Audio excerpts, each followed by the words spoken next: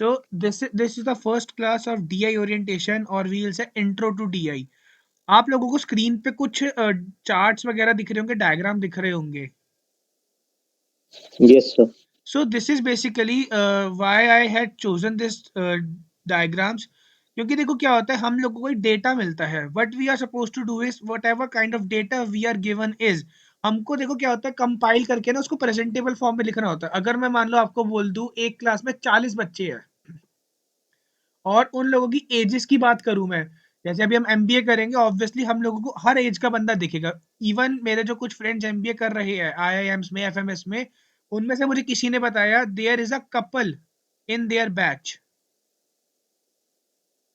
ठीक है. और कुछ हमारे जैसे होंगे जो फ्रेशर्स होंगे, तो मतलब there is a diversity of people who are going to take you throughout the session, जिनके साथ आप अपने एक्सपीरियंसेस शेयर करोगे, वो अपने एक्सपीरियंसेस शेयर करेंगे.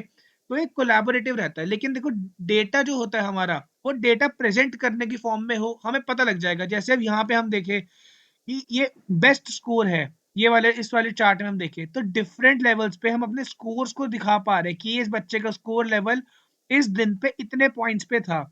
यहाँ पे हम अगर देखें टोटल नंबर ऑफ स्टेप्स कि इस दिन कितने कितने स्टेप्स से चला, तो हमें आइडिया रहता है, हम अपने डेटा का ट्रैक रख सकते हैं कि हम कितना बढ़िया कर रहे हैं, हमें कितना बढ़िया करना है. ठीक है. थोड़ा सा इंटरेक्टिव रहेंगे हम लोग साथ में, ताकि ऐसा ना लगे कि ये बोरिंग सी क्लास है. पेन पेपर साथ लेके चलेंगे हम लोग. ठीक है. Okay, sir. Yes, sir. Okay.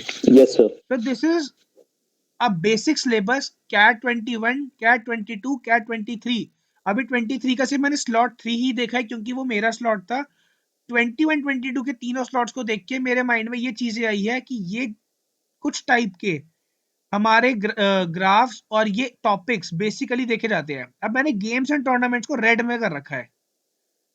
इसका मेन रीजन है क्योंकि 21 के स्लॉट 3 में इसका एक सेट आया था जैवलिन थ्रो के ऊपर. That was one of the toughest set in the history of CAT. Even though the teachers who were able to do that set, उन्होंने बोला कि हम लोगों ने एक टाइम पे बस उसी सेट को सॉल्व किया था, which took their 30 minutes to 35 minutes to crack and decode the set. Although their videos were given in 26 minutes और 25 minutes, but at that moment उसे डिकोड करना बहुत डिफिकल्ट था. इसमें एक हमारा था routes and networks. Routes and networks के ऊपर हमारे 23 में भी सेट देखा गया है और 22 में भी सेट देखा गया है. इवन जैट में भी हमने इसका सेट देखा है. Maxima minima this is used in Venn diagrams. Venn diagrams में इसके ऊपर क्वेश्चन हम लोगों ने देखे हुए हैं और इसके ऊपर क्वेश्चन कैट में आते ही आते हैं. एक या दो क्वेश्चन फिक्स होता है मैक्सिमा या मिनिमा के ऊपर.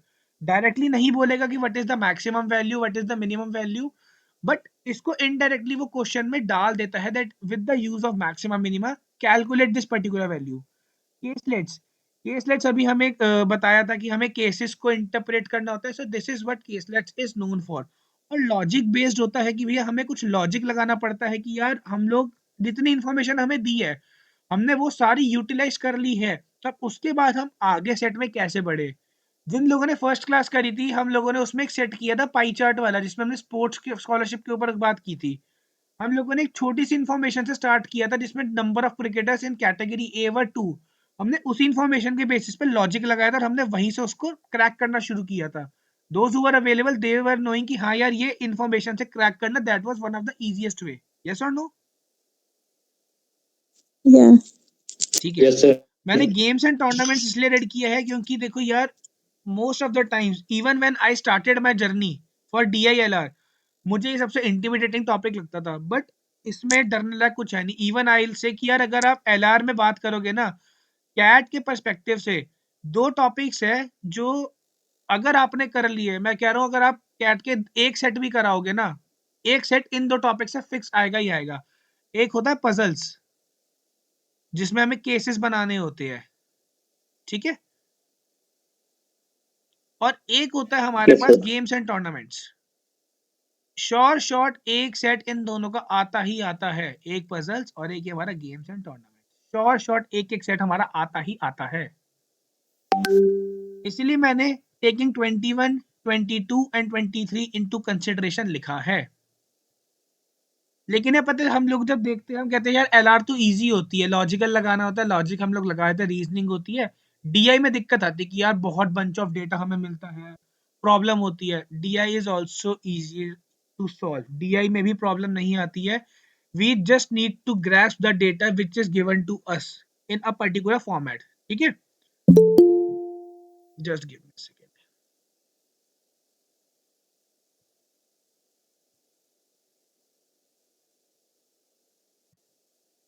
Okay, so prerequisites of DI.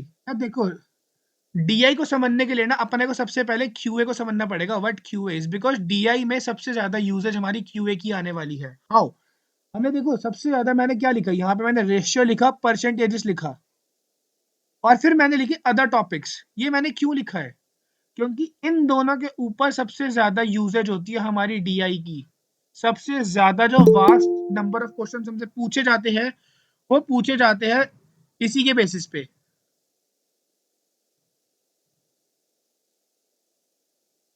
Okay, सबसे वास्ट नंबर ऑफ क्वेश्चंस हमारे इन्हीं दोनों टॉपिक्स के बेसिस पे पूछे जाते हैं।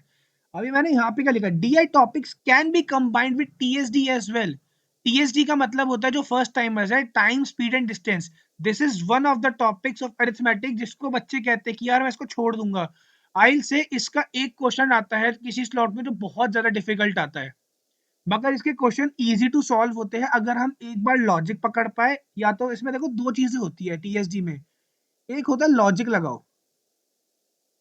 कि यार ठीक है इतने में अगर इतने स्टेप्स चलने पे इतनी डिस्टेंस कवर कर रहा है, हम लॉजिक लगाए। वरना भैया सीधी सी बात जो पूरी दुनिया करती है वो लगाओ, फॉर्मूला।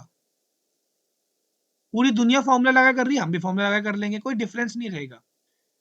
देखो आइडियली अभी डीआई में क्या हुआ है, अभी तक ये मैंने लिखा जरूर है मगर कैट में नहीं आया है। मगर 2023 के मैंने इसे 2023 लिखा क्योंकि ये मॉक्स मैंने खुद दिए थे, क्रैकू के और आईएमएस के।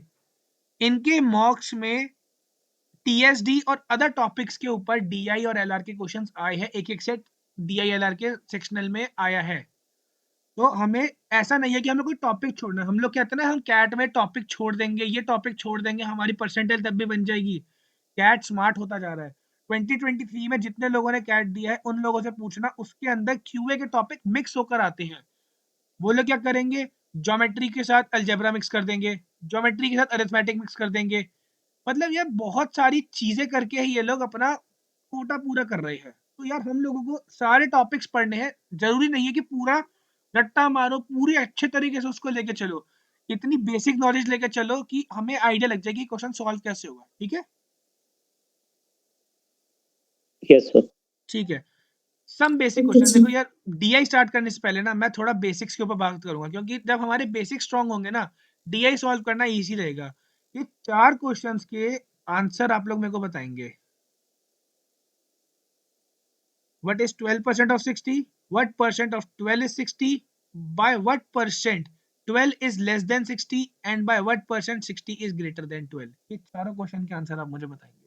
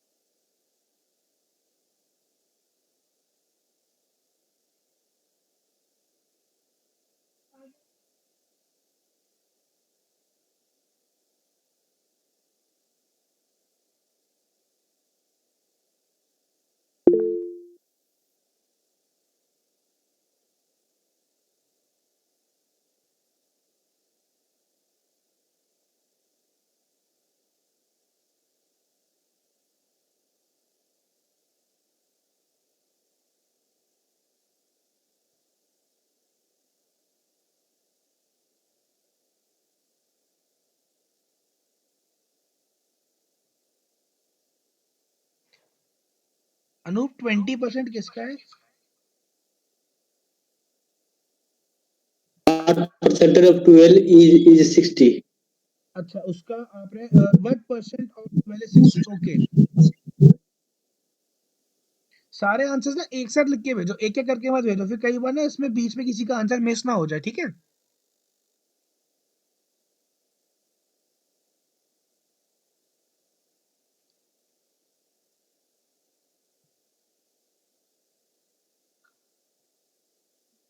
ये चारों क्वेश्चंस के आंसर एक साथ ही भेजना, ताकि अपने को पता लग जाए कि हाँ यार किसका आंसर कैसे है, फिर हम उसको इजीली सॉल्व करेंगे। I am giving you 30 more seconds to solve these 4 questions.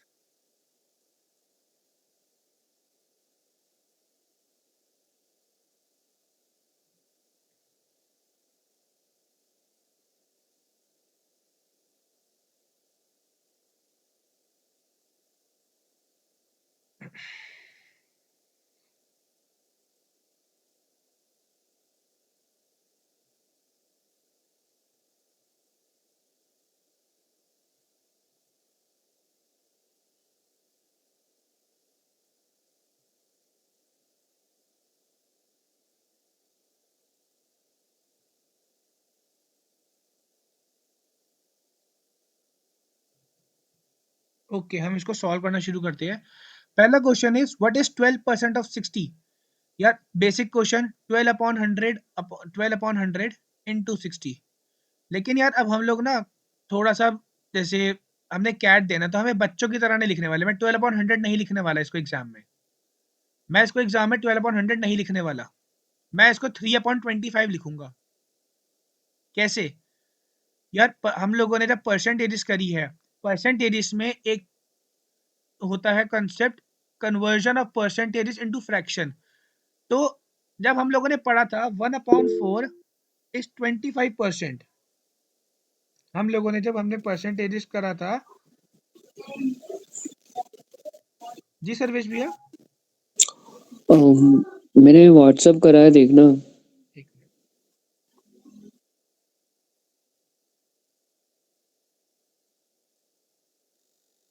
हम लोगों ने जब परसेंटेजेस किया होगा, हम लोग उसमें एक कॉन्सेप्ट होता है, that is conversion of percentage into fraction. तो जब हम लोग ने करा होगा उसमें एक था 1/4 which can be written as 25%, and vice versa is also possible, which is 1/25 is 4%। अब अगर 1/25 की वैल्यू 4% है, 1/25 की वैल्यू 4% है, तो मुझे अगर 12% करना है तो 4 को 12 बनाने के लिए यहाँ पे भी 3 मल्टीप्लाई करना पड़ेगा, और सेम मुझे यहाँ पे भी करना पड़ेगा। ये चीजें ना देखो प्रैक्टिस से हैंडी हो जाएगी, थोड़ा प्रैक्टिस करेंगे ना एग्जाम में, इससे बहुत ज्यादा टाइम सेव होगा। स्पेशली DILR में इसमें बहुत ज्यादा टाइम सेव होएगा। तो सीधा 3/25 × 60। ये देखो मैंने एम्फोसिस इस पे इसलिए दिया है, स्टार्टिंग में हम इन चीजों के ऊपर वर्क करेंगे ना, हमारा बहुत टाइम बचेगा। काटा इसको, ये हो गया 5 पे, ये गया 12 पे। 36/5, 36/5 विच इज 7.2। ठीक है,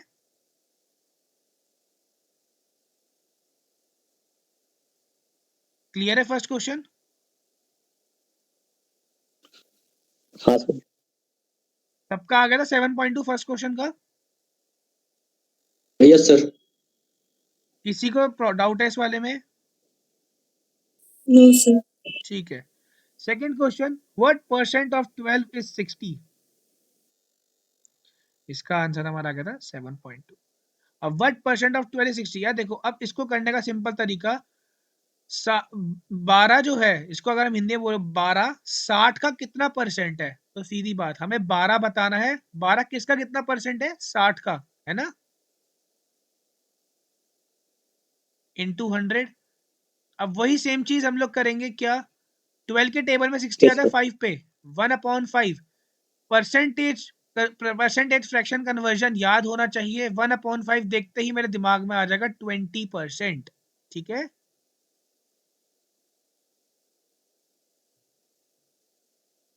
और अगर ये चीज नहीं हो रहा तो सीधा हम इसको नॉर्मल सॉल्व करें। 12/60, एक सेकंड यहीं से काटा इसको, ये 5 के टेबल पे 100 कितने पे जाता है, 5 2 10, 20% यहां से आ गया। ठीक है, क्लियर है ये वाला point?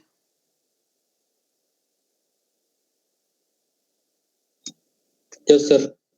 Okay, third question is by what percent 12 is less than 60? 12 60 से कितना परसेंट कम है? तो देखो ऐसे क्वेश्चन में हम अब पता है ये 4 क्वेश्चन डालने का रीजन था, हम लोग भाई कैट कर रहे होते हैं। इवन काफी लोग जो बहुत अच्छे लेवल पे क्वांट कर रहे होते हैं ना, कई कई बार वो लोग भी इस क्वेश्चन में फंस जाते हैं कई कई बार। तो इसमें उसने बोला 12 जो है 60 से कितना परसेंट कम है, तो भैया नीचे मेरे डिनोमिनेटर में तो 60 आएगा ही आएगा। यस और no? Yes sir. Yes sir. यहाँ पे मल्टीप्लाई में 100 आएगा। अब मेरे डिनोमिनेटर में न्यूमिनेटर में क्या आएगा? 60 12 से कितना कम है, तो 60 और 12 का डिफरेंस 60 माइनस 12 कितना हो जाएगा? 48।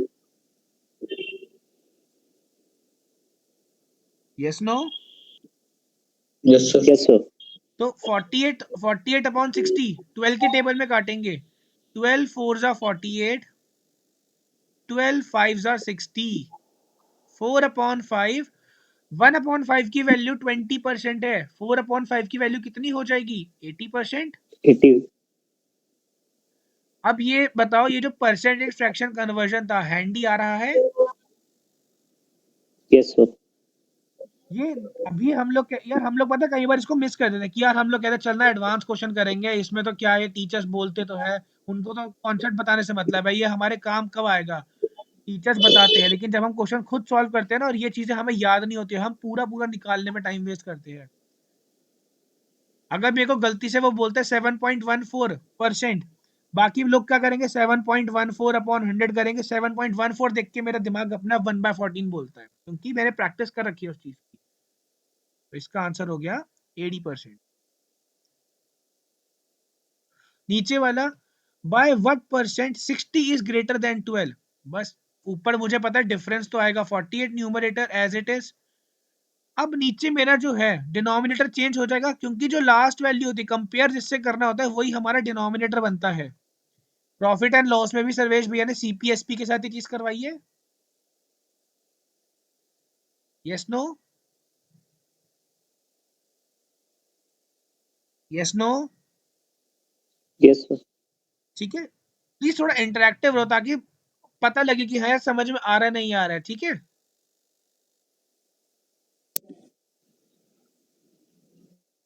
इसको 12 के टेबल से कट करेंगे। 12 1 जा 12, 12 4 जा 48, विच इज नथिंग बट 400%। ठीक है, ये 4 क्वेश्चंस में कोई डाउट है? नहीं सर। किसी को भी? No sir. पक्का? Yes sir. बाकी लोग भी बोल सकते हैं, बाकी लोगों के पास में माइक है। सेकंड वन ठीक है, देखो क्वेश्चन है व्हाट परसेंट ऑफ 12 इज 60? 60 का कितना परसेंट 12 है? तो सारी बात देखो, 12 अपॉन 60 इंटू 100। ठीक है,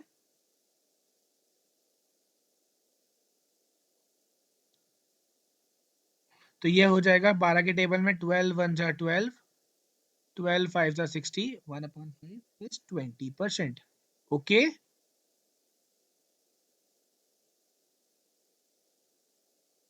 चलो आगे चलते हैं। अब देखो परसेंटेज चेंज और डिफरेंस का बेसिकली मैंने क्यों लिखा, देखो हम लोग भाई देखो नॉर्मल परसेंटेज चेंज होता है कि परसेंटेज इंक्रीज हो रहा है या परसेंटेज डिक्रीज हो रहा है, तो उसका यूज हमारे उसमें कैसे आता है? यार अगर हमारी परसेंटेज इंक्रीज हो रही है, मान लो मैंने बोला मैंने एक चीज 100 रुपए की खरीदी, मान लो मैंने कहा एक चीज मैं 100 रुपए की खरीदी 2010 में। ठीक है, 2010 में मैंने एक चीज 100 रुपए की खरीदी, 2011 में 2011 में उसका प्राइस बढ़ के 20% से बढ़ गया, उसका प्राइस 20% से बढ़ गया। 20% इस अब मेरे को इसमें 20% ऐड करना पड़ेगा, तो 100 का 20% कितना होता है?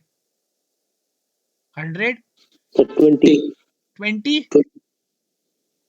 20% की फ्रैक्शन होती है 1/5, तो यहां से मैं 20 लिख 20। लूंगा। यस। तो बेसिकली 100 तो मेरा 120। यहां से बड़ा ही है और 20 मेरा और यहाँ पे ऐड हो जाएगा। तो बेसिकली 2011 में मेरा कितना वैल्यू बढ़ गया? अब 120 हो गया। yes sir, लेकिन मैंने कितना टाइम वेस्ट yes, किया ये सॉल्व करने में। पहले मैंने उसका 20% निकाला, बाद में उसमें ऐड करा।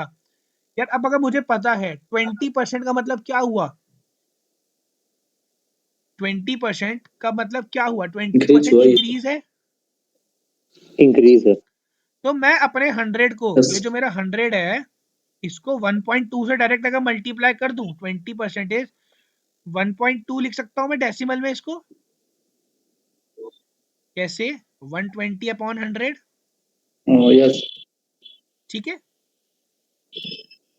तो ये डायरेक्ट 1.2 हो जाएगा। yes, या फिर अभी जो हम परसेंटेज फ्रैक्शन की बात करे जा रहे हैं इतनी देर से, उसके तरीके से मैं भी लिखूं। 20% की फ्रैक्शन कितनी लिखी है मैंने यहाँ पे? 1/5। This is fraction of yes, 20%। अब उसने बोला 20% इंक्रीज हो गया, इसका मतलब 5 रुपए की चीज पे 1 रुपए का इंक्रीमेंट हो गया। यस और नो? Yes, sir. yes, तो इसका मतलब सर जो 5 रुपए की 120 चीज है। में, हाँ जी बोलो। सर 5 रुपए की चीज में 1 रुपए का मतलब सर समझा नहीं तो। जैसे देखो,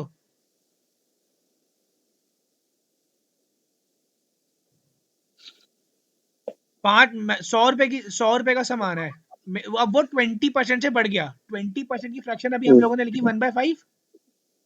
हम्म, ये जो एक्चुअल प्राइस है ये मेरे प्रोडक्ट का, हम्म, और ये उसका इंक्रीज है या डिक्रीज है, ये बेसिकली उसकी वैल्यू उतनी रह गई है, उतना डिफरेंस है, उतना अमाउंट रह गया।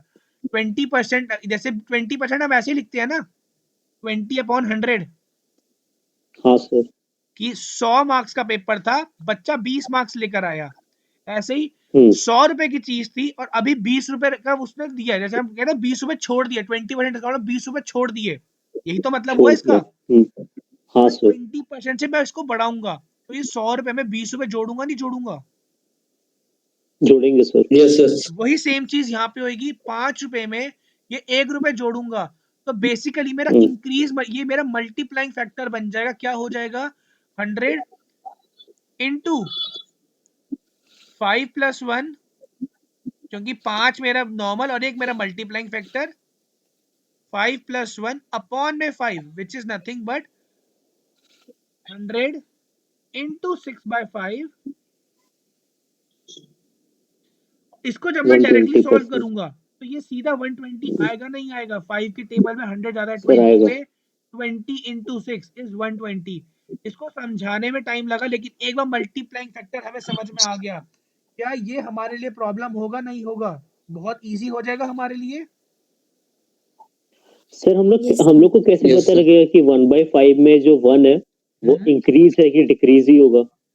वो गिवन होगा क्वेश्चन में। अब अगर मान लो, अगर उसने मुझे बोला होता ये डिक्रीज है, कि जैसे ये जो 100 रुपए का सामान है, ये जो 100 रुपए का सामान है ना मेरा, हम्म, उसने मुझे बोला ये 100 रुपए का सामान है 2000, या मान लो एक बंदे ने घर खरीदा 2021 में, वैसे 100 रुपए का घर आता नहीं है, गुड्डे गुड्डे का घर मान लो। हम्म, 100 रुपए का घर था 2021 में, 2022 में क्या हो गया, गुड्डों के प्रधानमंत्री ने बोल दिया कि भैया हम लोग घर की वैल्यूज को कम कर रहे हैं, जो वैल्यूएशन है प्रॉपर्टीज की डाउन हो रही है, और अब 20% से वैल्यू डाउन हो गई है। इसका मतलब क्या हुआ? हम्म, 20% का फिर से मतलब हो गया 1/5। हम्म, अब क्या होगा? 5 रुपए की चीज पे 1 रुपए की गिरावट आ गई, क्योंकि ये 1/5 20% को रिफ्लेक्ट कर रहा है। ये 1 जो है 20% को रिफ्लेक्ट कर रहा है। ये 5 का एक हिस्सा, जैसे ये 5 हिस्से है ना, मान लो ये एक पिज्जा हम्म, है, ये इसके 5 हिस्से हो जाएंगे। हम्म, ये पहला, ये दूसरा, देखो मेरी मैथ्स थोड़ी वीक है ये पार्टीशन करने में, क्योंकि मैं सबसे ज्यादा हिस्सा ले लेता हूँ यूजुअली। ये पूरा एक हिस्सा, ये तो 2 पार्ट्स में कटा हुआ है। ये एक हिस्सा जो है, ये इन 5 हिस्से का ही तो पार्ट है। अगर मैं बोलूंगा मैंने एक हिस्सा खाया, कितने हिस्सों में से? 5 हिस्सों में से तो खाया। हम्म, अगर मैं ये एक हिस्सा ऐड करूं कम करूं, उससे फर्क ही तो पड़ेगा। अगर मैं इसमें एक हिस्सा और जोड़ दूंगा तो वो 6 पार्ट हम्म, हो जाएंगे टोटल। हाँ सर, एक हिस्सा Yes. कम कर दूंगा तो 4 पार्ट हो जाएंगे। Hmm. Increasing yes sir, multiplying factor में हमने क्या करना होता है? If my fraction is in the form of a by b, if my fraction is in the form of a by b, so my increasing multiplying factor will be a plus b upon में b। This तो is इसको लिखना माई, है क्या? हाँ जी, इसको लिखना है क्या सर? नोट कर लीजिए आप लोग, this is for increasing multiplying factor. अब इसका यूज कैसे होगा वो भी चीज बताऊंगा साथ में। जब हमारा मल्टीप्लाइंग फैक्टर डिक्रीज में जाएगा उस केस में, जब हमारा मल्टीप्लाइंग फैक्टर डिक्रीज में जाएगा, for decrease it will be b minus a upon में b, क्योंकि देखो b ऑब्वियस सी बात है बड़ा होगा, क्योंकि डिनोमिनेटर तो बड़ा होगा ना, तभी तो वो प्रॉपर फ्रैक्शन हो जाएगा। यस और नो? Yes sir. अब यस सर। अगर हम इन दोनों चीजों को देखें, 100 रुपए का सामान है, अगर मुझे इसका इंक्रीजिंग मल्टीप्लाइंग फैक्टर निकालना हो 20% पे, कितना बनेगा? 20% का फ्रैक्शन बस मुझे पता होना चाहिए कितना होता है, दैट इज 1/5। 1/5। हाँ जी बोलो। 1/5। बोलो बोलो अनूप। सर वो पिछले बार क्वेश्चन पूछे थे, वो पूछ रहे थे, सुन नहीं पाए तो। कौन से वाला बताओ? आपने पूछा था ना, आपने पूछा था ना कि 20% पे कितना, वो वाला क्वेश्चन अभी आपने जस्ट पूछा था। कौन से वाला? कोई सर जो अभी बता रहे हो जो ही बता रहे थे वही। ये 4 क्वेश्चन जो थे। नहीं नहीं सर, जो मैं करेंटली बता रहा हूँ, जो 20 को 1/5 लिखना वो क्या? आपकी आवाज कट रही है अर्नब। 20 को 1/5 लिखना सर। हाँ जी हाँ जी, 70% वो दिखा रहा 20% हूँ, देखो क्या, 1/5 लिखना आप। आपकी आवाज कट रही है, आप एक बार मैसेज टाइप कर दो। Okay okay. आपकी आवाज तो बहुत ज्यादा ब्रेक हो रही है। अभी अगर आप लोग सोचो 1/5 कैसे आ रहा है, कहीं को ये डाउट आ रहा है 1/5 कैसे आ रहा है, 20% कैसे लिखते हैं, 20/100। तो जब मैं 20 को 100 से डिवाइड करूंगा, 20 की टेबल में 20 1 जार 20, 25 जार 100, तो डायरेक्टली 1/5 ये ऐसे ही तो आया। यस और नो?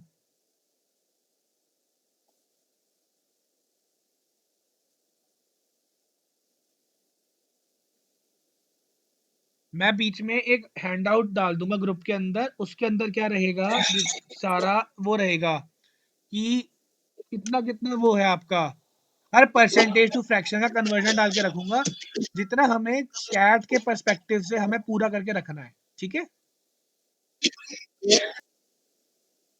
हेलो? Okay sir. ठीक है। कई बार देखो क्या होता है, यस ये सर। तो हमें, ये हमें यस। नॉर्मल कन्वर्जन पता लगा है। अब ये हमारा जरूरी नहीं है इसी चीज में आए, क्योंकि डीआई में हमारा बहुत फैक्टर्स के ऊपर, मैंने बोला क्वेश्चन आ सकते हैं। मान लो सीपीएसपी के ऊपर आ गया, अभी हम लोगों ने प्रॉफिट और डिस्काउंट किया सर्वेश भी ऐसे, सीपीएसपी के ऊपर क्वेश्चन अगर मान लो आ जाता है, मान लीजिए, तो हमें पता है कॉस्ट प्राइस क्या होता है हमारा, बेसिकली बेस प्राइस हो गया, क्योंकि हम जो भी प्रॉफिट लॉस कैलकुलेट करते हैं कॉस्ट प्राइस पे ही करते हैं। Yes sir.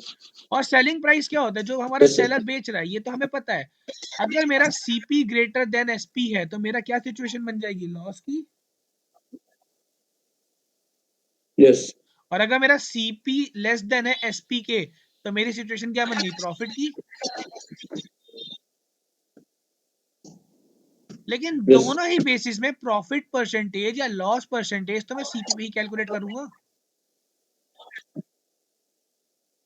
हाँ। इसके लिए हमें देखो, जो सबसे ज्यादा इंपॉर्टेंट चीज ध्यान रखनी है, मल्टीप्लाइंग फैक्टर। सबसे ज्यादा जो इंपॉर्टेंट है multiplying factor. Once you are handy with this multiplying factor, once you are handy with this, आपके बहुत सारे क्वेश्चंस मैं कहूँ डीआई के, क्यूए के, बहुत आराम से सॉल्व होने शुरू हो जाएंगे। It will hardly take minutes to solve these questions, hardly. कैसे? हमें अगर बस हमें पता है, हमें कोई परसेंटेज दे रखी है, अगर वो कन्वर्ट हो पा रही है ठीक है, नहीं हो पा रही तो हम उसको सीधा, हमें पता है, मान लो मैंने 49% लिख दी, मान लीजिए 49% का मुझे नहीं पता, तो मैं डायरेक्टली 49/100 ही तो लिख दूंगा अपना काम आसान करने के लिए। अब मैं बोलूं किसी चीज में 49% का इंक्रीज है, तो मेरा मतलब क्या हुआ, कोई चीज मेरी 100 रुपए की थी, अब वो मेरी 149 की हो गई। Yes sir. और अभी आप लोगों को मल्टीप्लाइंग फैक्टर समझा रहा था मैं, तो मल्टीप्लाइंग फैक्टर को समझने के लिए ऐसे समझो कि कोई चीज पे 100 रुपए का 20% बढ़ा, जो आप कह रहे ना ये 5 रुपए की चीज, ये 5 में 6 क्यों किया हमने, 5 में 3 क्यों किया हमने, मैंने बोला 20% का इंक्रीज है, मतलब 100 रुपए की चीज 120 रुपए की हो गई, यही मतलब हुआ इसका। ये यस कब सर। है, यस सर। जब मेरा 20% का इंक्रीज है। सेकंड सिनेरियो, जब मेरा 20% का डिक्रीज है, तो मतलब मेरी जो 100 रुपए की चीज है वो कितने की हो गई, अब 80 रुपए की हो गई। हाँ। अब मैं इसको यस सर। सिंपल फॉर्म में लिखूंगा, तो ये 100 रुपए 20 के टेबल में 5 पे कटा, और ये 20 के टेबल में 6 पे कटा, इसका मतलब भैया 5 रुपए की चीज 6 रुपए की बन गई। और जब मैंने 20% का फ्रैक्शन देखा था, वो 1/5 ही तो था। इसका मतलब 5 रुपए की चीज मेरी 6 रुपए की बन गई जब इंक्रीज है। Yes sir. जैसे 1/5 की 20% है, तो मतलब क्या हुआ, 5 का 20% 1 होता है। तो अगर 5 पे यस। 20% बढ़ाऊंगा तो वो 6 ही तो बनेगा। ये यहाँ पे, ये देखो, ये प्रूफ हो गया। सेम उसी तरीके से अगर मैं डिक्रीज करूंगा, 5 का 20% मेरा 1 होता है, 5 का 20% मेरा 1 है। तो जब मेरी 5 की चीज पे 20% का डिस्काउंट मैंने दिया या लॉस खाया, चार तब हो 5 की चीज मेरी चार चार हो रुपए की गई। हो गई। हाँ। This is what multiplying factor is, and ये बहुत ज्यादा, जिसे कहते हैं, हैंडी आने वाला है आप लोगों के लिए, बहुत ज्यादा। ठीक है, यस मैं सर। इसके बीच बीच में क्वेश्चंस डालता रहूंगा, रमेश भी अभी साथ में डालते रहेंगे, प्रैक्टिस क्वेश्चंस हमारे पास आते रहेंगे, हम उनको अपलोड करते रहेंगे। आप लोगों को कहीं पे भी डाउट आएगा, सर्वेश भैया को मेरे को टैग कर दीजिए, we are there. Okay, sir मुझे इसके अलावा कोई स्टडी मटेरियल फॉलो करने की जरूरत नहीं पड़ेगी ना, कि भाई कुछ और देखो, फॉलो करना स्टडी आप एडवाइस करेंगे? क्या होता है, मैं एक उससे कॉन्सेप्ट जाएगी, मुझे हम्म। कॉन्सेप्ट है, तो मैं कोई भी क्वेश्चन सॉल्व कर सकता हूँ ना, yes no? Yes sir. Yes sir. Once I am handy with concept, ये यस सर, जब जब बिल्कुल।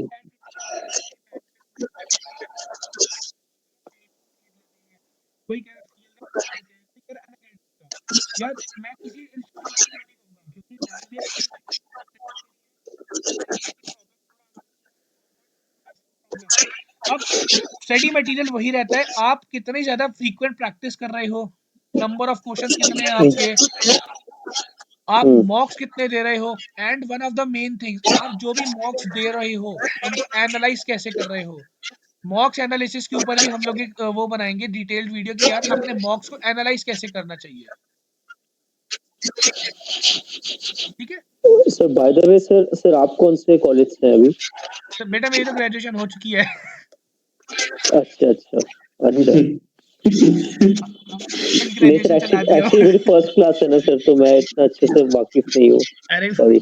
मैंने ये वाली बात हमने डिस्कस करी थी कि हम कॉलेज से हो, कौन से कॉलेज से, मैंने भी बहुत एवरेज कॉलेज से ही मेरा ऐसा कोई हाईफाई बैकग्राउंड नहीं है। जी जी। ठीक है, अब हम आगे थोड़ा बढ़ते हैं। ये क्विक क्वेश्चन है, प्यारा सा क्वेश्चन है, लेकिन अगर मैंने, देखो एक चीज ध्यान रखना, अगर मैं कोई क्विक क्वेश्चन दूंगा ना, तो उसमें अंदर मैं सस्पेंस जरूर डाल दूंगा या कुछ क्रेजीनेस डाल दूंगा। तो क्रेजीनेस है ये कि आपने रेडियस बताना है, सर्कल का इंक्रीज हुआ 9% से, तो एरिया में कितना इंक्रीज आएगा। आप लोगों को रेडियस 790 सेंटीमीटर लेके चलना है कि सर्कल के एरिया में कितने परसेंट का इंक्रीज आएगा,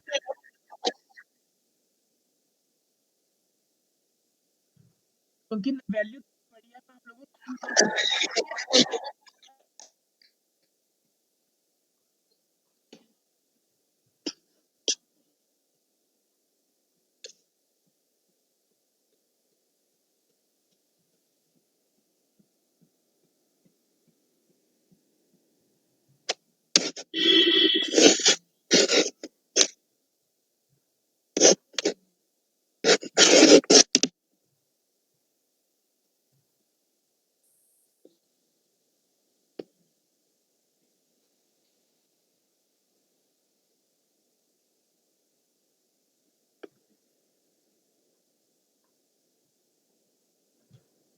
जिनके आंसर आ रहे वो मेरे को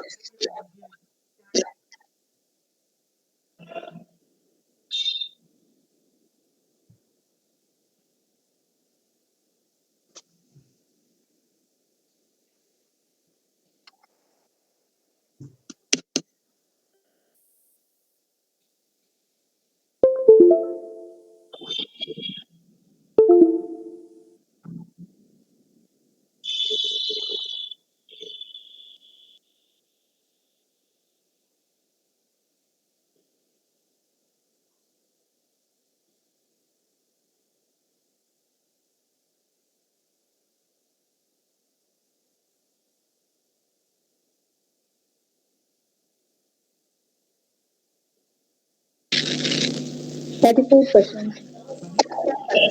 सॉरी 44%. ओके ये 5% का कैलकुलेट कर लिया 44 वेरी गुड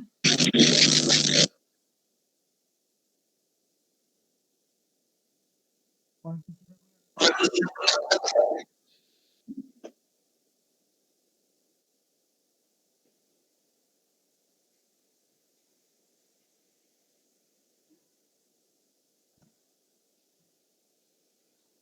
अच्छा अभी आप लोगों ने मेरे को पढ़ाया है कि 790 सेंटीमीटर क्यों पढ़ा रहे हो ये सुनो यस सर। मैं कह रहा हूँ ये मेरे को इसकी जरूरत है तो कोई गंदा उसका जरूरत ही क्या है यहाँ पे? क्या चीज उसका जरूरत ही क्या है यहाँ पे? डायरेक्ट सक्सेसिव का फॉर्मूला लगा दूंगा। बहुत बढ़िया ये नंबर की वैल्यू इसकी नीड ही नहीं है सीधा सक्सेसिव परसेंटेज लग जाएगा क्या भैया सर्कल के एरिया का फॉर्मूला क्या होता है pi r square yes sir. ठीक है यस ये मेरा पाई तो कांस्टेंट है चेंज किस में आ रहा है रेडियस में आ रहा है यस सर। पाई तो कांस्टेंट रहेगा सीधा सक्सेसिव परसेंटेज लगाएंगे ना हम लोग 9% का इंक्रीज है तो भैया 9 प्लस 9 क्योंकि भैया आर स्क्वायर है plus 9 into 9 upon 100 that is 18.81%। अब हमारा एक ठो सवाल है जिनका 44% आया था उन्होंने कौन सा फॉर्मूला लगाया है अरे मेरा कैलकुलेशन मिस्टेक है। इतना भारी कैलकुलेशन मिस्टेक किया अब अरे आप सॉरी ठीक सॉरी से सॉरी। जापान पहुंच रहे हैं अरे सॉरी सॉरी सॉरी, मेरा कैलकुलेशन मिस्टेक बहुत भारी हुआ। अरे कैट में इसी चक्कर में आप इतनी दूर ले जाएंगे कैट में आपको एक -1 मिल जाएगा वो आपको आईआईएम से दूर ले जाएगा अरे वो याद मत दिलाओ। ठीक है अब देखो मतलब मैंने ये जान के डाला था पता है आधे बंदे इस ट्रैप में फंस गए ये क्या कर रहे होंगे 790 पे 9% का इंक्रीज कर रहे होंगे पहले 790 पे निकाला फिर बाद में 790 पे 9% इंक्रीज करने की कोशिश कर रहे होंगे और फिर उससे 790 को कंपेयर करने की कोशिश कर रहे होंगे यार इस नंबर की नीड ही नहीं थी मैंने क्या कहा था मैं उल्टा ट्विस्ट दूंगा लेकिन ट्विस्ट से जो बच गया अभी जिसने मेरे को बताई थी वाली बात इसकी नीड क्या उनका नाम क्या था सर मैंने किया था सर 22/7 फिर 719 to 719 to 109/100। नीड ही नहीं थी उसकी नीड ही नहीं थी मेरे को इंक्रीज करना है अभी देखो वो तो मेरा वो आ जाएगा और लास्ट में यही चीज आएगा आइडियली मेरा परसेंटेज इंक्रीज सर्कल के एरिया में तो यही होगा ना क्योंकि सक्सेसिव परसेंटेज बन रहा है आइडियली तो मेरा 9% ही तो इंक्रीज होगा 2 बार रेडियस में ही तो चेंज आ रहा है मेरा किस में चेंज आ रहा है बताओ क्योंकि मैंने चेंज किसने किया radius of the circle I had made change in the radius of circle और जब रेडियस ऑफ सर्कल में इंक्रीज होगा तो उसका इम्पैक्ट किस पे पड़ेगा ये 9% की जगह 5% मेरे को बोलता मेरे मुंह से अपने आप निकलता 10.25 ये 6% बोलता मेरे मुंह से अपने 12.36 निकलता क्यों क्योंकि मुझे पता है ये इसका स्टैंडर्ड वैल्यू रहने वाला है ठीक है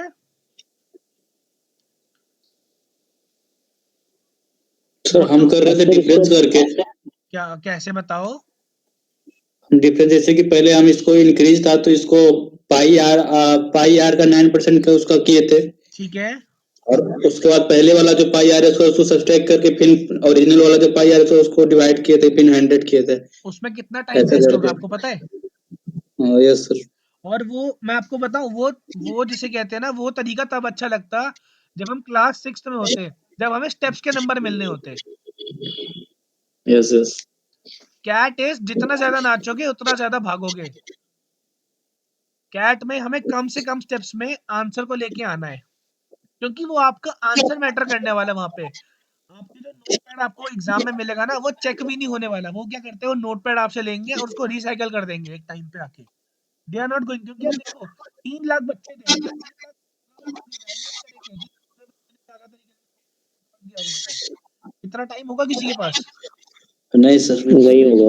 तो वो चीज हमें करनी नहीं है। हाँ सर जी, बोलो बोलो। सर वो एक क्वेश्चन का और एक बार थोड़ा वो जो सक्सेसिव डिस्काउंट को जो आप एक बार एक्सप्लेन कर सकते हैं क्या? Successive percentage, successive percentage. हाँ देखो सर। सक्सेसिव परसेंटेज बहुत सिंपल सी चीज है। देखो क्या हुआ, मान लो एक दुकान पे मैं गया, मैंने 100 रुपए का सामान लिया वहां पे। ये सक्सेसिव परसेंटेज, ये डिस्काउंट में इसका तरीका उल्टा चलता है और नॉर्मल परसेंटेज में तरीका सिंपल चलता है। मान लो पहले मैंने क्या किया, एक साल में, ये 2020 की बात है, मान लो 2021 में, 2021 में there is an increase of 20% on this item. 2022 में, 2022 में there is an increase of 10%। तो ओवरऑल कितना इंक्रीज हुआ? अब कुछ बंदे होंगे सुपर स्मार्ट, वो बोलेंगे 20 एक बार, 10 एक बार, 30%। मैं कह रहा हूँ भाई कसम से तुमने बहुत बढ़िया कर दिया, 30% आंसर देके, जो कि गलत है। सक्सेस परसेंटेज का फॉर्मूला सिंपल सा है, A plus B plus A B upon 100। तो अगर मैं इस केस में देखूं, अगर मैं इस केस में देखूं 20, ये मेरा मान लो ए हो गया, ये मेरा बी हो गया। तो तो अगर मैं इसमें देखूं, पहले मैं 20 प्लस 10 प्लस 20 × 10 बाय 100, ठीक है। ये तो मेरा हो गया परसेंटेज, कितना एक्चुअल ओवरऑल कितना परसेंटेज पे फर्क आएगा मेरा। तो इसको जब मैं सॉल्व करूंगा 32% आएगा मेरा यहाँ से आंसर, ठीक है। तो सर हम लोग समझेंगे कैसे कि ये वाले क्वेश्चन हम लोग को सक्सेसिव परसेंटेज लगाना है करके? जैसे कि सर मैं समझ नहीं पाया ये वाले क्वेश्चन में लगाना है करके। अगर देखो रेडियस, यहाँ रेडियस गिवन है मेरे को, ठीक है, यहाँ मुझे रेडियस गिवन है। रेडियस में अगर रेडियस और सर्कल गिवन है, सर्कल का फॉर्मूला, जो सर्कल का एरिया होता है उसका फॉर्मूला क्या है, pi r square. Yes sir. Pi r square. अब मुझे एक बात बताओ, यहाँ पे मेरा कांस्टेंट टर्म तो ये पाई है, जो मेरा फर्क आएगा रेडियस में ही आएगा, क्योंकि रेडियस का स्क्वायर है, रेडियस का स्क्वायर है। तो यहाँ पे रेडियस मेरा 2 बार 9% से इंक्रीज होगा नहीं होगा? आर स्क्वायर को मैं तो कैसे लिख सकता हूँ, आर इंटू आर ही तो लिखूंगा, और ठीक है।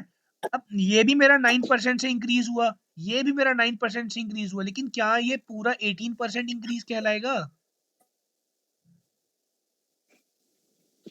पहले ये मान लो जैसे 10 रुपए था, ये 10 रुपए 9% से इंक्रीज हुआ, तो ये 19 हो गया। अब जब ये 19 9% से इंक्रीज होगा, तो क्या मैं इसको 28 लिखूंगा या 28.81 लिखूंगा, बताओ। सर 28.81 लिखेंगे। बस वही चीज है, हम लोग क्या करेंगे, इसको यही चीज मानो कि ये 10 को पहले 9% से बढ़ाया, और फिर जब ये 9% से बढ़ा, ये कंपाउंड वैल्यू हो गई, जैसे हम कंपाउंड इंटरेस्ट करते हैं ना, ये कंपाउंड इंटरेस्ट है। अभी जो आप चीज सोच रहे हो ना, वो सिंपल इंटरेस्ट वाला कॉन्सेप्ट लेके समझ रहे हो आप उसको, इसको कंपाउंड इंटरेस्ट के तरीके में समझो। मैंने क्या कहा था, डीआई एक ऐसा कॉन्सेप्ट है, डीआईएलआर एक कंप्लीट डिफरेंट कॉन्सेप्ट है, जिसमें आपके क्यूए के घोड़े भी खुलेंगे, आपके वीएआरसी के घोड़े भी खुलेंगे। जब हम लोगों ने फर्स्ट क्लास की थी, जितने बंदे थे, हम लोगों ने एक सेट किया था, वो प्योरली लैंग्वेज बेस्ड सेट था, और उसके अंदर कोई नहीं था। जिन लोगों ने लैंग्वेज पकड़ ली थी उसकी, उसके बाद वो सेट सॉल्व करना कितना इजी हो गया था। इवन आज भी हम लोगों ने 2-3 सेट्स रखे हैं, वो उनमें लैंग्वेज बेसिस का थोड़ा सा रहेगा। जितना इजी हम उसको समझेंगे उतना बढ़िया हमारे लिए। Yes sir. ठीक है, ये तो था परसेंटेज का एक छोटा सा। अगर आप इसको डिस्काउंट में लेके चलेंगे तो डिस्काउंट में क्या रहेगा, मान लो पहले 20% का डिस्काउंट दिया, फिर 10% का डिस्काउंट दिया, ओवरऑल डिस्काउंट कितने का दिया, 32% का डिस्काउंट दिया उन्होंने। इसका मतलब अगर उन्होंने 32% का डिस्काउंट दिया ना, तो उन्होंने अपने आर्टिकल को 68% ऑफ द वैल्यू पे सेल आउट किया है। ठीक है, इसको डिटेल में हम लोग बीच में करेंगे, जब इसके बेसिस हम सेट्स करेंगे ना पाई चार्ट के ऊपर, ऐसे सेट्स में डाल दूंगा जो प्रॉफिट लॉस के पाई चार्ट बेसिस पे सेट होंगे, डीआई बेस्ड एलआर के या क्वांट बेस्ड डीआई के। हाँ सर। हम उसमें उसको डिटेल में करेंगे। अभी हम लोग एक basic,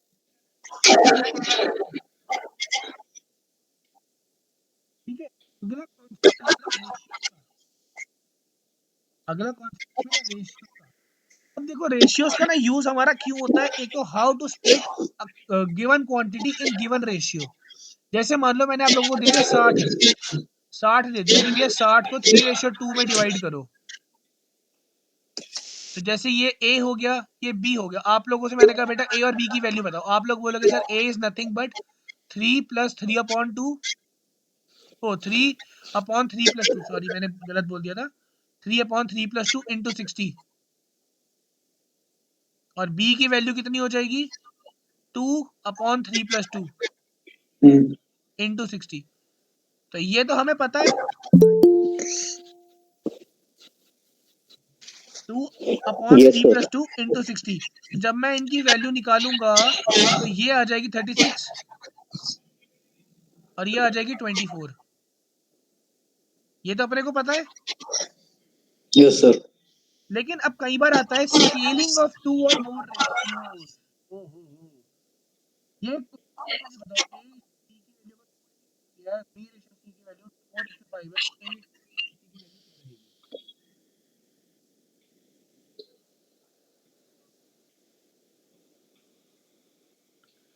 What is the value of A ratio B ratio C? 6:12:15। 6:12:15। पक्का? सर मैंने ऐसे ही कैलकुलेट किया, मैंने कॉपी पेन यूज नहीं किया था। एक बार दोबारा ट्राई कर लो। 8:12:15। बहुत यस सर, बढ़िया, 8:12:15 सही है। बहुत बढ़िया। दंगल मूवी की तरह लगे कि तुम्हारी आवाज़ें थोड़ा सा कम है क्या? वो तो है ही। या क्लास थोड़ा बहुत वैसा रहेगा यार, बिल्कुल वैसा सीरियस होके नहीं पढ़ना यार, क्योंकि मैं भी जब सीरियस होके पढ़ता था ना, मेरा खुद का मूड खराब हो रहा था। ठीक है, तो इसको करने का बेसिक तरीका क्या है, एक हो गया हमारा 2:3 हो गया। ठीक है, हमें A to B to C की वैल्यू निकालनी है, A B C। A to B की वैल्यू मुझे 2:3 गिवन है, B to C की वैल्यू मुझे कितनी गिवन है, 4:5। तो इसको करने का एक तरीका तो ये है क्रॉस मल्टीप्लाई मेथड। 2 को 4 से मल्टीप्लाई कर दो, A की वैल्यू आ जाएगी 8। 3 को 4 से मल्टीप्लाई कर दो, 12, B की वैल्यू आ गई। और 3 को फिर ऐसे 5 से मल्टीप्लाई कर दो, 15, that is the value of C। ऐसे भी कर सकते हो आप इसको सॉल्व। या फिर भैया जैसे हम लोगों को अपनी जिंदगी में एक पार्टनर की जरूरत है, जो लोग सिंगल है मैं उनकी बात कर रहा हूँ, मिंगल वालों को तो खुशी मिल रही है, तो उन्हें पड़ोसी दिला दो एक, यहाँ पे एक 3 डाल दो, 3 के पास कौन सा बंदा आ सकता है, यहाँ 3 ही आ जाएगा। यहाँ 4 के पास खाली जगह है, तो यहाँ पे 4 को डाल दो, बस अब इनको मल्टीप्लाई कर दो। 4। 2 × 4 8, 3 × 4 12, 3 × 5 15, ऐसे भी कर सकते हो। अब आप बोलोगे सर हमें A to B की वैल्यू गिवन है, B to C की वैल्यू गिवन है, C to D की वैल्यू गिवन है, क्या हम ABCD इस तरीके से निकाल सकते हैं? बिल्कुल निकाल सकते हैं। देखो कैसे। मान लो उसने मुझे बोला कि A रेशियो B की वैल्यू है 2:3, ये जैसे यही वैल्यू ले लेते हैं, A to B 2:3, B to C 4:5, और जो C रेशियो D है वो हो गई 5:6। C रेशियो D है 5:6। तो क्या मैं ये चीज कर सकता हूँ? तो एक बार देखते हैं, A B C D। तो A to B की वैल्यू मुझे कितने गिवन है, 2:3। B to C की वैल्यू 4:5। और सी टू डी की वैल्यू 5:6। तो मुझे ए बी सी डी की वैल्यू निकालनी है। सिंपल तरीका, इनको इनकी बंदियां देते रहो, लेकिन इनके साथ वाली देना, वरना कलेश हो जाएगा इनका कि भैया हमें हमारे पसंद की नहीं मिली। साथ वाली मिल गई, इसको हो गया 3, इसके साथ में 3 आ गया, ये भी 3 हो गया। यहाँ पे 5 के पास 5 आ गया, और यहाँ 4 के साथ उसके 4 के साथ 4 वाली आ जाएगी, यहाँ पे आ गई 4। यहाँ 5 का 5 आ जाएगा, और यहाँ पे 5 के साथ ये वाला 5 आ गया, क्योंकि यहाँ जगह नहीं है। बस अब इन सबको मल्टीप्लाई कर लो।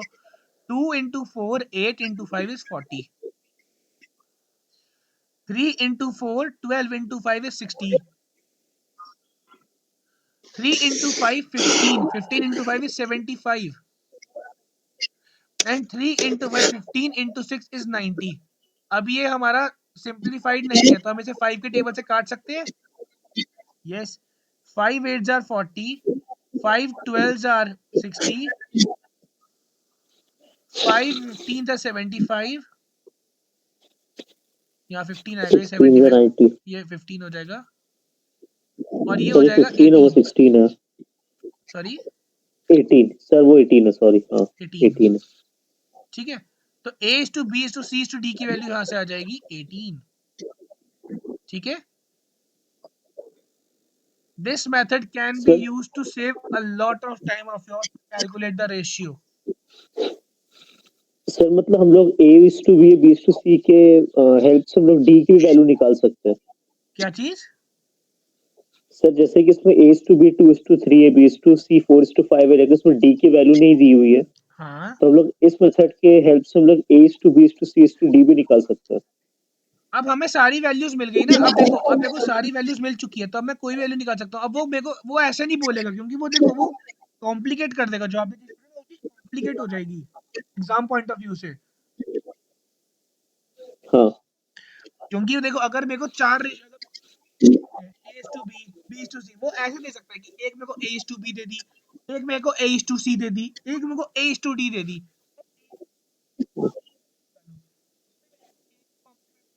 कॉमन हो जाएंगे, वो चीज नहीं कर सकते हम लोग। वैसे सेट्स में धीरे धीरे डालूंगा, और उन सेट्स को कैसे इजीली बिना किसी वेस्ट ऑफ टाइम के सॉल्व किया जाए, वो चीज भी बताएंगे। अब जैसे ये क्वेश्चन है, A is to B 4:5, C is to D 1:2, D is to E 2:1, E is to F 2:3। भैया अगर इसको करना है, इसको करने के 2 तरीके हैं। एक तो वही जो अभी हमने पड़ोसी मेथड कर रहे हैं, हम इसको पड़ोसी बना बना के दे रहे हैं, गर्लफ्रेंड्स बना बना के दे रहे हैं। सबसे इजी मेथड है वो वाला, सबसे इजी मेथड। वरना अगर वो मेथड नहीं अच्छा लग रहा, तो जो मेरी फर्स्ट वैल्यू है, अगर वो मेथड कुछ लोग कह रहे हैं ऑफेंड हो रहे, यार हमें नहीं पसंद आ रहा। अच्छा, मैं पहले बता दूं, ये सेट्स और मेथड मेरे खुद के बनाए हुए नहीं है, क्योंकि मैंने पढ़ाई करी तो मैंने भी टीचर से ही सीखी है। कल को आप लोग भैया को बोलो कि हमें ऐसे पढ़ा है, ये मैंने खुद कोई मेथड क्यूरेट नहीं करा है, ना कोई सेट मैंने खुद क्यूरेट करे है। तो ये अगर मैं नॉर्मल सारी वैल्यूज यहाँ पे लिख लूँ, 2 4 1 2 2, और सेकेंड वैल्यू 3 5 2 1 3, 3 5 2 1 3। बस अब मैं इन सबको मल्टीप्लाई कर लूँगा। 2 into 4 8, 8 into 1 is 8, 8 into 2 16, and 16 into 2 is 32। भैया अगर मेरे A की वैल्यू 32 मुझे मिल गई, मेरे 2 की वैल्यू अगर 32 है, तो 3 की वैल्यू 48 हो जाएगी। Yes no? Yes sir. ठीक है, उसी तरह अगर मेरे 4 की वैल्यू 48 है, तो मेरे 5 की वैल्यू 60 हो जाएगी। यूनिटरी मेथड कर रही है। 12 4 से 48, 12 5 से 60।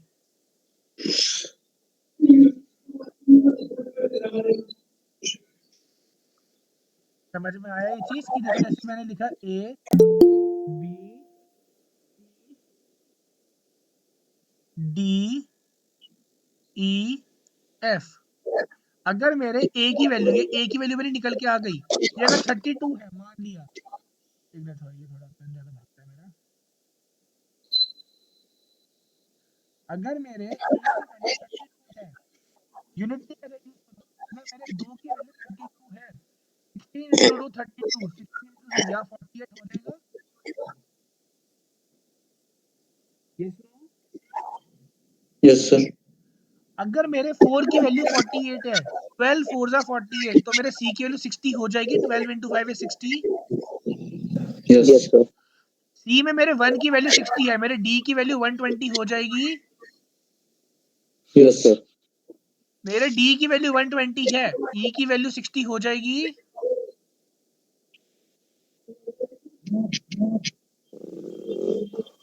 ये अगर 120 है, 2 की वैल्यू 120 है, तो 1 की वैल्यू 60 हो जाएगी। यस और अगर मेरे 2 की वैल्यू 60 है, 30 into 2 is 60, 30 into 3 90 ये हो जाएगा। यस सर, तो ये रेशियो को जब मैं सिंपलेस्ट फॉर्म में लाके लिखूंगा, तो ये इसको मैं जब सिंपलेस्ट फॉर्म में लाके छोड़ दूंगा तो मेरा काम आसान हो जाएगा। ये पूरा 4 से कट जाएगा नहीं, क्योंकि 90 नहीं आता 4 के टेबल में। तो अगर मैं इसको 2 से काटूंगा तो ये 16, 24, 30, 60, 30, 45, ये मेरी रेशियो बन जाएगी। अब मेरे से वो कोई भी क्वेश्चन पूछ ले रेशियो के बिहाफ पे, मेरा काम आसान हो जाएगा। ये मैंने जनरली क्वेश्चन डाले थे कि जनरली रेशियो के क्वेश्चन बन के आते थे पहले के टाइम पे, पहले के सेट्स में, तो ऐसे से क्वेश्चन बन के आते थे वो। ठीक है, सर ये तो मुझे समझ आ गया कि 2:4:1:2 करके इसको 32 लाए हम लोग। जी बट सर इसमें 32 में 48 60 सर ये कैसे है सर? मतलब थोड़ा बहुत समझ आया लेकिन सर दोबारा उतना सर बताता हूँ। क्लियर नहीं हुआ। हाँ हाँ सर। ठीक है, हम लोगों ने ना क्लास 5th 6th 7th में एक मेथड पढ़ा था, यूनिटरी मेथड, याद है? वर्ड ये वाला वर्ड याद हाँ आ रहा है? सर। हाँ सर। तो बस अब मुझे वही करना है। अगर मेरे रेशियो की यहाँ पे देखो, मेरे क्या कहते हैं, 32 जो है किसकी वैल्यू है? हम्म 32 इज वैल्यू ऑफ ए। तो अगर हम्म मेरे ए की वैल्यू मेरी सबसे ज्यादा 2 है, क्योंकि 32 गिवन है, मेरे 1 हम्म 16 into 2 is 32। हाँ सर होगी। If A is 32, is 16, हम्म तो ये 16 हम्म into E is 48, तो ये 48 बनेगा नहीं बनेगा मेरा? बनेगा सर। अब मुझे B और C को इक्वल करना है। मेरे पास अब यहाँ पे B और C में 4 है, मेरे 48 की वैल्यू हम्म 4 है, तो 12 into 4 hmm is 48, then 12 into yes 5 is sir. 60 or not? Yes sir it is.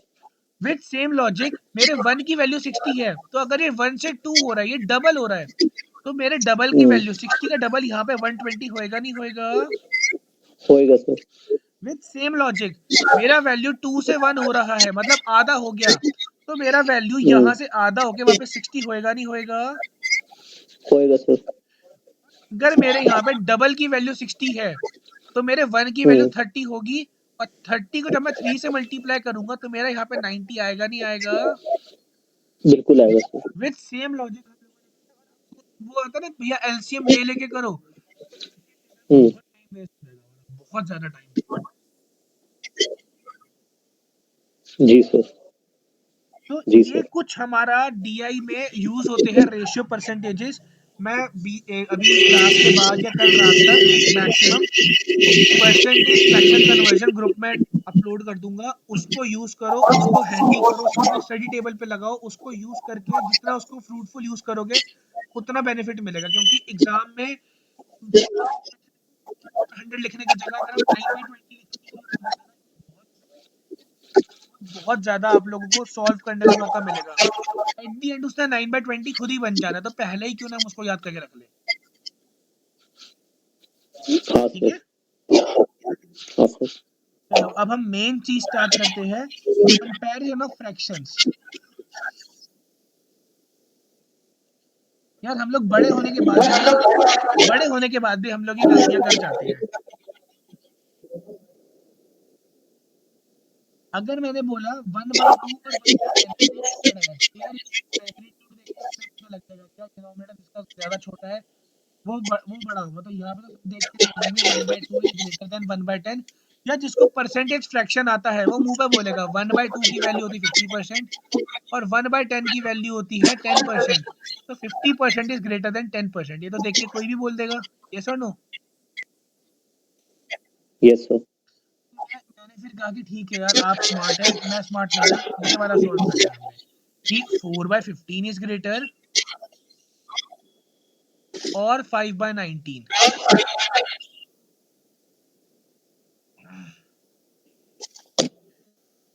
बताइए। 4/15 सर। 4/15 ओके। एक आंसर आ गया 4/15, तो मैं उसके हिसाब से ऐसे लगा देता हूँ, जो राइट आंसर होगा हम उसको किसी और कलर से मार्क कर देंगे। एक आंसर के साथ ओके।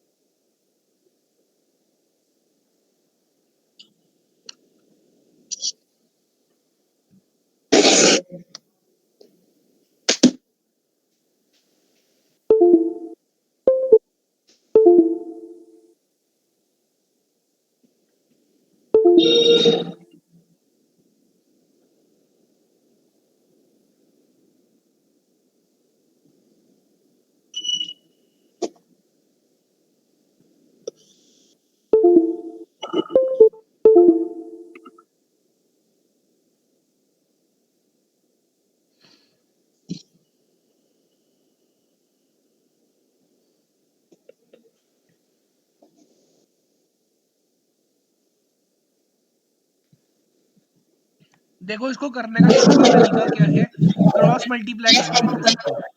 4 को 19 से, 15 को 5 से, so this is 76, this is 75। अब तो बता सकते हैं कौन सा बड़ा है। Sir by the way sir 4/15 का डेसिमल 26.66 आ रहा था और 5/19 में 26.3 आ रहा था। Yes sir. अच्छा अच्छा, परसेंटेज निकाल रहे थे आप। हाँ सर, हाँ सर, मैं परसेंटेज निकाल कर रहा था। जिसका जिसका नहीं पता उसको निकालने की नीड नहीं है। मेन फैक्टर अच्छा 1/2 1/10 और इजी परसेंटेजेस, तभी मैंने डाल के बताया था। 4/15 डालना मैंने, इसीलिए मैंने 4/15 डाला था, क्योंकि मुझे पता है इसे फंसने का चांसेस रहता है। Yes sir. इसीलिए मैंने वो चीज डाली थी, क्योंकि मेरे को पता है जहाँ पे, मतलब जहाँ पे मैंने गड्ढा खोदा वहां पे गिरने वाला काम करना है, हमने गड्ढे में गिरना नहीं है। मुझे नहीं समझ में आ यस रही, सर। मेरे को 15 की वैल्यू नहीं पता, क्रॉस मल्टीप्लाई करके निकालो कौन सा फ्रैक्शन बड़ा है। 76 बड़ा, 75 बड़ा, 76 इज बड़ा, so ideally 4/15 is greater than 5/19। अब उसने मेरे से पूछा bye what percent is 1/2 greater than 1/10, तो 50 10 से कितना बड़ा है, डिफरेंस आ रहा है 40 का, on 10 which is 400%। yes no, yes sir. with same logic, by what percent is 4/15 greater or less than 5/19? 76 80% greater sir. हाँ जी, 80%। 80% कैसे? 1/2 minus 1/10 divided by 1/2 1/2 minus 1/10 divided by 1/2 ठीक है, टोटल डिवाइड बाय 1/2 1/10 सर, 1/10। 1 हमें देखो, 1/10। जिससे कंपेयर करना होता है वो डिनोमिनेटर में आता है, तो नीचे 1/10 आना चाहिए ना। हाँ वैसे करो, गलत हो गया फिर तो। तो यही चीज हमने यहाँ करी है। अगर मेरे को जिसकी वैल्यू पता है मैं उसकी डायरेक्ट वैल्यू निकाल लूंगा, तो मेरे लिए काम आसान हो जाएगा। अब मुझे इसमें निकालना है 76 75 से कितना बड़ा है, तो कितने का डिफरेंस आ रहा है इन दोनों में, 1 का डिफरेंस आ रहा है। कितने पे आ रहा है, 75 पे, 1/75। सर 1.33% आ रहा है। बहुत बढ़िया,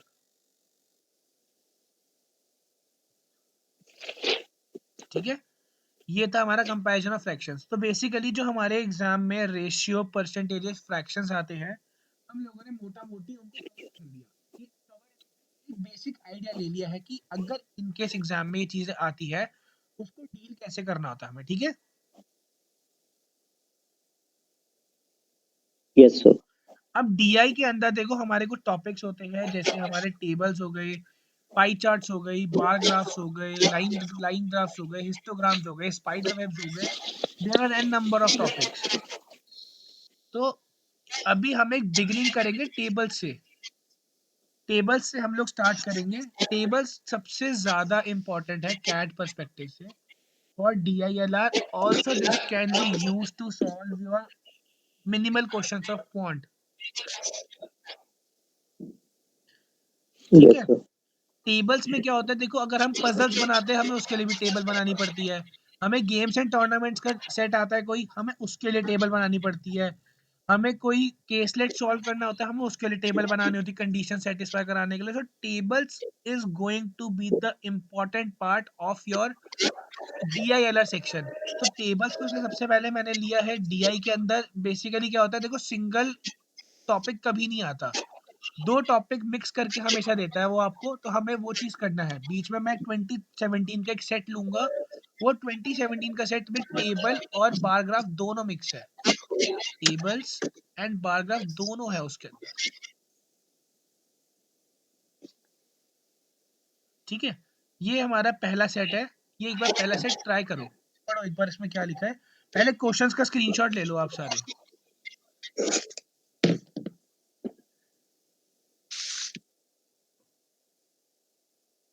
स्क्रीनशॉट ले लिया? Yes sir. ठीक है। सर। अब एक बार इसको रीड करिए, टेबल को क्या क्या रहा है, टेबल क्या चीज है। ठीक है, आप लोगों के पास इस सेट को सॉल्व करने के लिए I will say for beginning 6 minutes are enough to interpret the set and to grasp the value। 6 minutes are enough।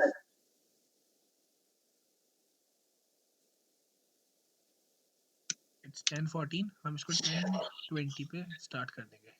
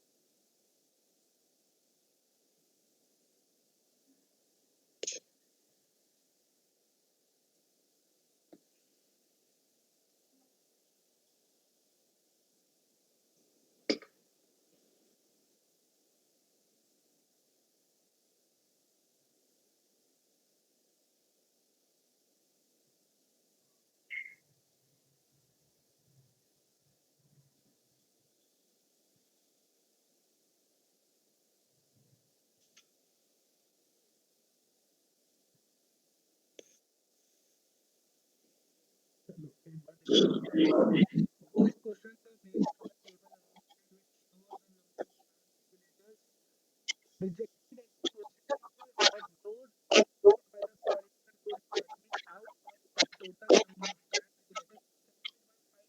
P, Q, R, S and T. मतलब R, S and T ये number of regulators reject कर दिए गए हैं, ठीक है, और ये परसेंटेज है जो एक्सेप्ट कर दिए गए। अगर ये परसेंटेज एक्सेप्ट कर दिए गई है तो इनकी रिजेक्टेड परसेंटेजेस की वैल्यू कितनी हो जाएगी? अगर ये मेरी एक्सेप्टेड परसेंटेजेस की वैल्यू है, रुको यहाँ पे वाइट कलर थोड़ा सा, तो रिजेक्टेड की वैल्यू कितनी हो जाएगी? 90 ये है तो रिजेक्ट मेरे 10% हो जाएंगे। 80 मेरे एक्सेप्टेड है, 20 मेरे रिजेक्ट हो जाएंगे। यहाँ पे 90 मेरे एक्सेप्टेड है, 10 मेरे रिजेक्ट हो गए होंगे। 86 मेरे एक्सेप्टेड है, 14 मेरे रिजेक्ट हो गए होंगे, ठीक है। और 85 अगर मेरे एक्सेप्टेड है तो मेरे 15 क्या हो गए होंगे? 15% मेरे रिजेक्ट हो गए होंगे। Yes no? Yes sir. Yes sir.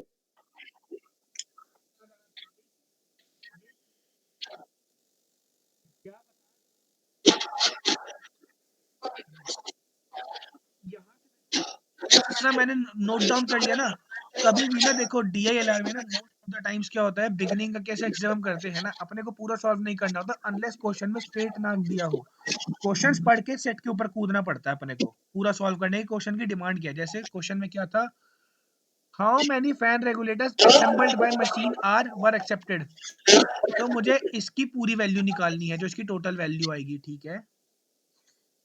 और what is the average number of regulators assembled by R and S, तो मुझे एक्स की भी आइडियली पूरी वैल्यू निकालनी पड़ेगी। ये प्रैक्टिस के साथ हमें देखना पड़ेगा कि किसकी वैल्यू कैसे कैसे निकालनी है।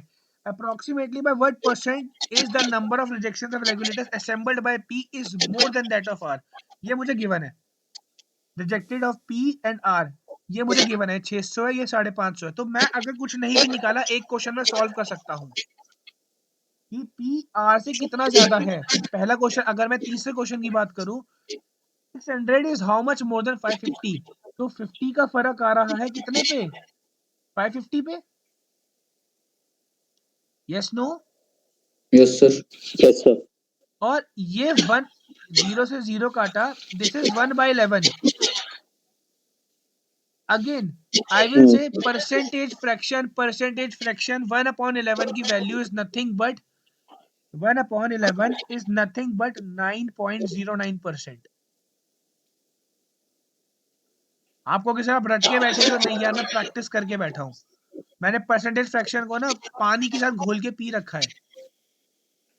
तो उसने मेरे से पूछा था अप्रोक्सीमेटली बाय व्हाट परसेंटेज, तो भैया 9% माय आंसर. अब एक बात बताओ, मैंने सॉल्व कुछ नहीं करा अभी तक, मेरा एक क्वेश्चन हो नहीं गया. ये अगर मैं ये ना भी लिखूं, ये जो मैंने 10 20 ये सब लिखे, अगर मैं ये ना भी लिखता, मेरा एक क्वेश्चन तो सॉल्व हो गया ना. सही बात. मतलब हमें अपनी स्ट्रेटजीज को भी इस बताना है. फिर विच machine assemble the highest number of regulators. अब मुझे ये सारी वैल्यूज निकालनी है. इसका मतलब ये जितनी वैल्यूज है ये मुझे सारी निकालनी पड़ेगी. ये total number of regulators assembled हो जाएंगे. ठीक है, ठीक है जी. सर मैंने ना सर इक्वेशन बना के मैंने किया था, total equal to accepted plus rejected करके. तो सर टी को छोड़ के सर सबकी वैल्यू आ गई थी. नीड ही नहीं है. अभी देखो क्या करेंगे, बहुत इजी तरीके से. फिर बाकी टोटल नंबर ऑफ, अब देखो बस इतना समझ में आ गया. अब देखो सॉल्व कैसे करना है. अगर मेरे यहाँ से मेरे को किसकी एक्सेप्टेड की वैल्यू है और ये रिजेक्टेड की वैल्यू है. 10% की वैल्यू 600 है. अगर 10% की वैल्यू 600 है तो पूरे की वैल्यू 6000 है या नहीं है? Yes sir. अब आधे लौंडे खुश हो गए 6000 देख के. Yes sir. ये देखो यस सर तक आ गया इस बात पे. ठीक है, ये 20% रिजेक्टेड वैल्यू है. 20% का फ्रैक्शन मैंने कितनी बार बताया, 1/5 है. मेरे 1/5 की वैल्यू 1000 है. टोटल मेरा कितना हो जाएगा? 1/5 is equal to 1000. 1 is equal to 5000. 5000. Yes no? Yes. 1/10. 10% की फ्रैक्शन मैंने बताई 1/10 होती है. 1/10 की वैल्यू 550 है. 1 की वैल्यू 5500 है या नहीं है? सर होगी.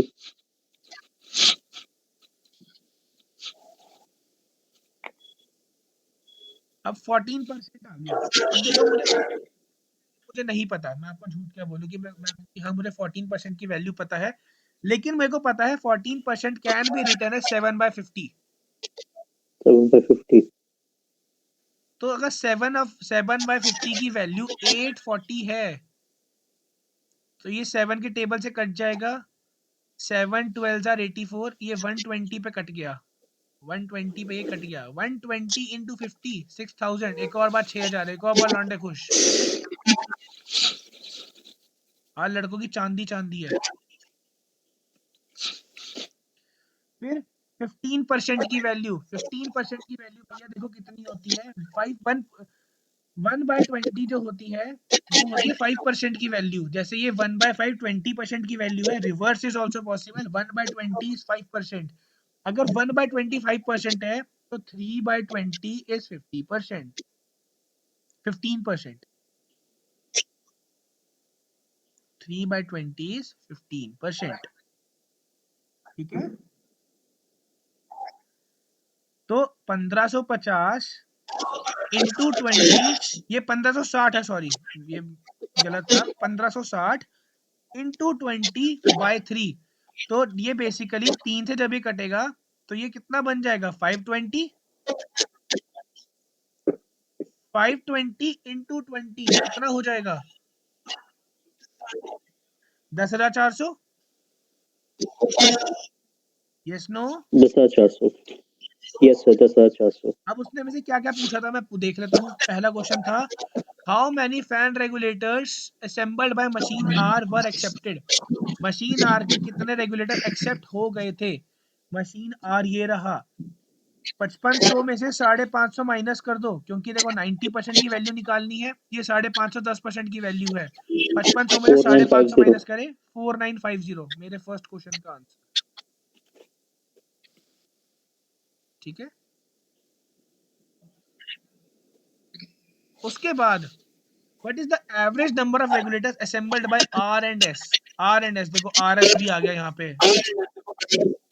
6000 भी आ रहा है, RS भी आ रहा है, लॉन्डे सही चल रहे हैं आज।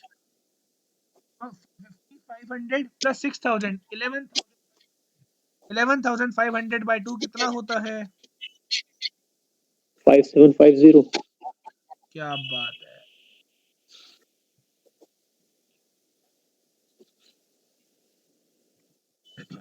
Five seven five zero. Sir 3 को सर और एक बार समझा दीजिए ना। हाँ दोबारा समझाता हूँ मैं। क्वेश्चन था approximately by what percent is the number of rejections of regulators assembled by P is more than that of R. देखो कंपेयर मुझे किससे करना है, लास्ट वाले से हमेशा कंपेयर करना है। कंपेयर किससे करना है? आर से। किसको कंपेयर करना है? पी को। किस बिहाफ पे कंपेयर करना है? कि पी कितना ज्यादा है। तो रिजेक्शंस कंपेयर करनी है। पी की रिजेक्शन है 600, ठीक है। आर की रिजेक्शन है 550। पी की रिजेक्शन है 600, आर की रिजेक्शन है 550। कितने का फर्क आ रहा है इसमें? सर 50/550 into 100 बचा, बहुत बढ़िया, 50 अपॉन 550 into 100। इंटू 100। ये इंटू 100 लगा दो, बात वही है परसेंटेज लगाने के लिए, ठीक है। ये जीरो से ये जीरो गया, 5 1 जा 5, 5 11 जा 55। अब ये बेसिकली क्या हुआ, 100/11 ही तो बन गया। फील लेके करते चलो इसको, 100/11। Yes sir. 100 into 9 is 99। ये 11 है। 11 into 9 is 99। Yes sir. Reminder मेरे पे आ गया 1। मैंने पॉइंट 9.09। लगा लिया, यहाँ पे आ गया 0। यहाँ पे मैंने 0 0। लगाऊंगा तो एक 0 मुझे यहाँ भी लगाना पड़ेगा। Yes sir. यहाँ पे मैंने लिखा 9, यहाँ फिर से आ गया 99। 9.09। 9.09 मैंने शायद यहाँ पे यही लिखा था, या दिख गया। Yes sir. इसको या तो 9.09 लिख सकते हैं, और this can be written as either you can write is, ये अगर डेसिमल में मिलेगा 9.09 मिलेगा, अगर ये फ्रैक्शन में मिलेगा this will be given in the form of 9 1/11%। ठीक है, yes sir. Okay. Third question में हमारा था विच machine assembled the highest number of regulators. भैया सबसे बड़ी वैल्यू तो मुझे इसी की दिखी है, टी सर की। टी। तो सर यहाँ पे मैं बोल दूंगा, 10,400। यहाँ पे मैं लिख दूंगा टी, ठीक है। ठीक है, और इसमें था by what percentage is the total number of fan regulators assembled by T. T के फैन रेगुलेटर्स कितने थे? 10,400। हाँ, more than that of total number assembled by P and Q. थोड़ा क्लियर कर,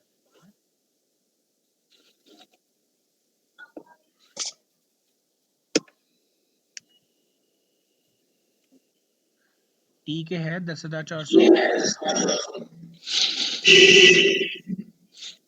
और पी एंड क्यू के together कितने बन जाएंगे? 11,000। सर 11। ये थोड़ा सा क्वेश्चन में मिसप्रिंट हो गया, मेरे को लग रहा है। मैं क्वेश्चन एक बार चेक करके बताता हूँ, क्योंकि फिर ई की वैल्यू ज्यादा होनी चाहिए, तो फिर ये लेस देन होना चाहिए यहाँ पे।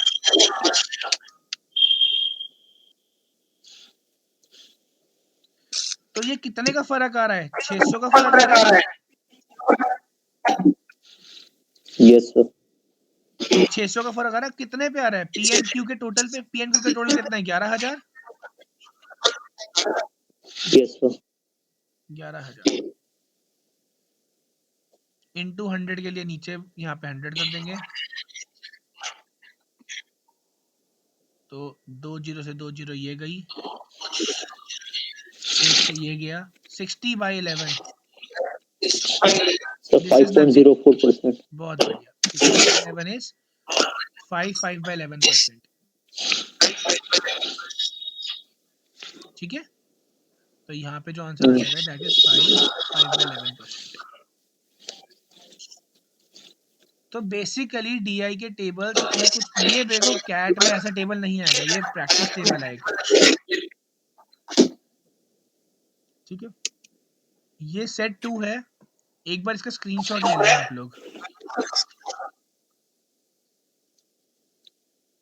ये सेट है, ये इसके क्वेश्चन और सेट मैंने हर एक में दे रखे हैं, इसमें 2 ही क्वेश्चन है। ये क्वेश्चन नंबर 1 है, इसका स्क्रीनशॉट ले लीजिए।